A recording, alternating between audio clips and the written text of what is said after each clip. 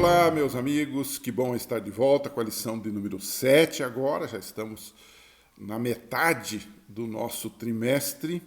Tem sido uma bênção conversarmos sobre o Evangelho de João, especificamente sobre os temas do Evangelho de João. O título da nossa lição desta semana é Bem-aventurados os que creram. E do que estaremos falando, né? O Evangelho de João, ele apresenta pessoas diversas, interessante, com experiências diversas, origens diversas também, que testemunharam sobre quem é Jesus. Porque no fundo, o Evangelho de João é um testemunho sobre Jesus como Deus, Jesus como o enviado de Deus para salvar a humanidade. E esses testemunhos devem despertar a fé em nós, assim como despertaram nas pessoas que emitiram esses testemunhos no passado. Então, quem são estas pessoas? Nós estamos já há algum tempo estudando sobre isso, né? Uma das pessoas que emitiu seu testemunho sobre Jesus e que o Evangelho de João levanta foi alguém que viveu muito tempo antes de Jesus, mas que foi extremamente importante para a nação judaica e para o mundo inteiro, por que não dizer, que foi Abraão. Então, o primeiro testemunho aqui de pessoas de origens diversas em tempos diferentes foi o caso de Abraão. Abraão era importante para a nação judaica. Ele era o pai da nação, simplesmente isso, o pai da fé, considerado o amigo de Deus. Então, o seu testemunho tem relevância. E Jesus, numa ocasião, falou sobre o testemunho de Abraão, né?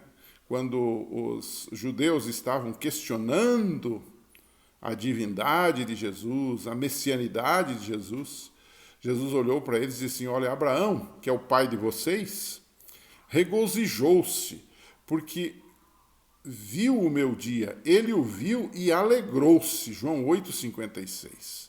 Então isso criou uma antipatia imediata dos judeus.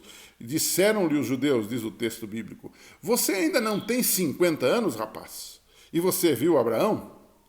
Claro que Jesus estava falando disso baseado nas Escrituras, baseado na sua, digamos, no seu conhecimento da história de Abraão. Então o texto diz, respondeu Jesus: eu lhes afirmo que antes que Abraão nascesse, isso na Nova Versão Internacional, né? Antes de Abraão nascer, eu sou. Numa tradução mais antiga, que também está correta, diz assim: antes que Abraão existisse, eu sou, o Genestai, ou seja, antes que ele nascesse da barriga de uma mulher, porque Abraão era um ser humano normal, ele nasceu da barriga de uma mulher, ele foi gerado lá, ele não existia antes disso, ele teve um parto normal, ele teve uma concepção normal e ele nasceu. Esse era o sentido da palavra Genestai aqui, que é a palavra grega, né, para antes de Abraão existisse, fosse gerado, né? E aí Jesus diz assim: antes que ele fosse gerado, que ele passasse por um processo, antes de tudo isto, eu já existia. É isso que ele está dizendo. Aqui Jesus está dando uma clara mensagem de quem ele era.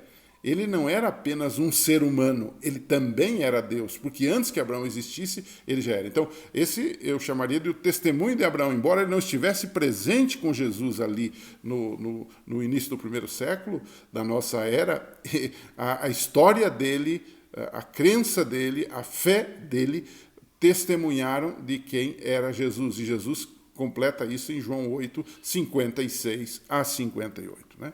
Uma segunda pessoa totalmente diferente de Abraão, nessa lista de testemunhos, é Maria. Né?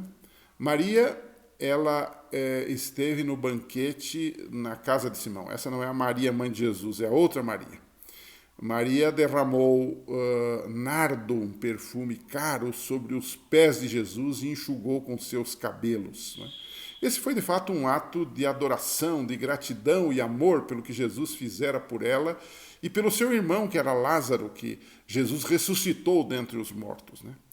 Contrastado por Judas, que reclamava, dizendo que esse dinheiro que ela gastou poderia ser usado para ajudar os pobres, né? Jesus disse: olha, os pobres vocês sempre têm com vocês, né? Porque, na verdade, Judas falou isso não com boas intenções, mas com más intenções, porque ele era ladrão, ele queria roubar aquele dinheiro, não era para ajudar pobre, coisa nenhuma. Sempre tem gente que dá uma desculpa esfarrapada quando quer criticar alguma coisa, às vezes até na igreja, critica isso, por que fizeram isso, por que fizeram aquilo, por que fizeram uma igreja tão bonita. Quando a igreja é feia, eles criticam que é feia. Quando é bonita, eles dizem que é muito bonita, é muito poderosa essa igreja. Quer dizer, essa desculpa sempre existe, né? Mas a verdade é que esta Maria, ela dá um testemunho tremendo de Jesus. Ela vê quem ele era ao derramar aquele nardo sobre seus pés. Ela não estava vendo ali apenas um ser humano normal, mas o próprio Messias que estava ali, né? Então você tem aqui um testemunho interessante. Por isso que a lição dessa semana trabalha com diferentes pessoas de diferentes origens, de diferentes níveis sociais e culturais, mas todas elas entrando na mesma, digamos, na mesma direção de confirmar Jesus como Deus, como Salvador, como Messias, né? Um terceiro testemunho que vem aqui, que é bem inusitado também, que o autor da lição destacou, é Pilatos, né? Nós temos raiva de Pilatos, né? Porque ele entrega Jesus para ser crucificado, né? Mas é interessante quando a gente lê com atenção João 18, 38, João 19, 4 a 22, a gente percebe que Pilatos, pelo menos 3 vezes, reconheceu Jesus como inocente, não é? E confrontado com a verdade, ele mesmo assim condenou a Jesus à morte, né? Mas ele entendeu quem era Jesus, ele percebeu, mesmo na sua ignorância, no seu paganismo, não é? Algo de luz ficou para ele. Ele entendeu que Jesus era o Messias. Ele, no fundo, por ele não queria condenar, mas pressionado politicamente pelos judeus, ele assim o fez, né? Isso demonstra que nem sempre o que cremos ou o que sabemos sobre Jesus vem a transformar a nossa vida. É uma grande lição que temos aqui, né? E, em quarto lugar, um quarto testemunho, é o testemunho de Tomé. Tomé era um seguidor de Jesus, mas depois da ressurreição, ele veio com aquela famosa frase, né? As pessoas estavam falando para ele que Jesus ressuscitara, ele disse, olha, se eu não enxergar o sinal dos pregos, né, eu não vou crer que ele ressuscitou, né? Eu tenho que ter provas, eu tenho que ter coisas muito claras sobre Jesus. Bom, sob algum aspecto, ele era uma pessoa curiosa, uma pessoa estudiosa, uma pessoa que não era um Maria vai com as outras, ok? Mas sob outro aspecto, ele demonstrou uma fé deficiente. Embora ele gostasse de Jesus, ele demonstrou uma fé deficiente, porque ele foi da fé que nós hoje temos muito. Eu preciso primeiro ver o milagre para depois acreditar em Deus. Quando que a verdadeira fé é aquela que acredita na palavra de Deus. Porque a palavra de Deus é poder, a palavra de Deus é transformadora. Mas Tomé tinha essa dificuldade, né? E Jesus volta-se para ele, quando ele se apresenta diante de Jesus, logo depois dessa conversa, Jesus disse para ele, bem-aventurados, né? São os que viram, ou os que não viram, melhor dizendo, e creram.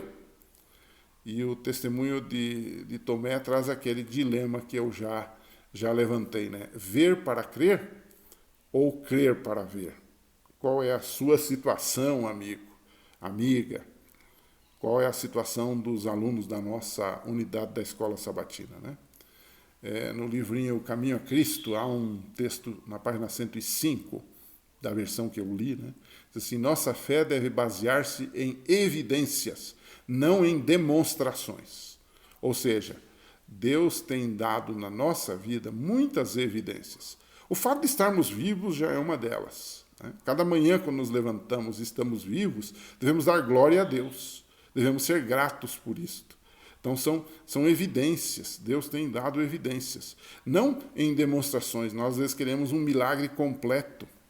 Mas o milagre já está acontecendo, nós, às vezes, nem percebemos. Então, não baseamos a nossa fé apenas em milagres, mas nas evidências que Deus já nos tem dado, né? E aí, por último, a última questão que se levanta na lição dessa semana, já que estamos falando de vários testemunhos de Jesus, eu diria que também há um testemunho que é muito importante. Houve o testemunho de Maria, o testemunho de Pilatos, o testemunho de Tomé, que aí passou a acreditar em Jesus. A pergunta é, e o seu testemunho? E o meu testemunho? Em João 20, versos 30 e 31, diz que o que Jesus fez foi registrado neste livro de João para que creiamos que ele é o Cristo e tenhamos vida em seu nome. Claro que ele está falando aí de sinais que ele fez, de milagres que ele fez. E então a pergunta que se levanta é: o que nós temos hoje que nos ajuda a crer nele, em Jesus e sua palavra? O que você tem? Se alguém lhe perguntasse, por que você crê em Jesus? Por que você aceitou a Jesus?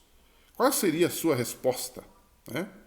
E a pergunta mais contundente é essa: o que devemos fazer com o que nós já temos? Eu tenho um grande conhecimento de Jesus, eu já entendi que ele é o Salvador, que ele é o Messias, que ele tem a palavra da verdade, que ele vai voltar. Né? Mas o que a gente faz com isto? Né? A Bíblia diz que os discípulos saíram. Né? E você vai para o livro de Atos, você vê que eles saíram testemunhando ao mundo de então. A mesma coisa deveríamos nós fazer. Estamos nós fazendo isto?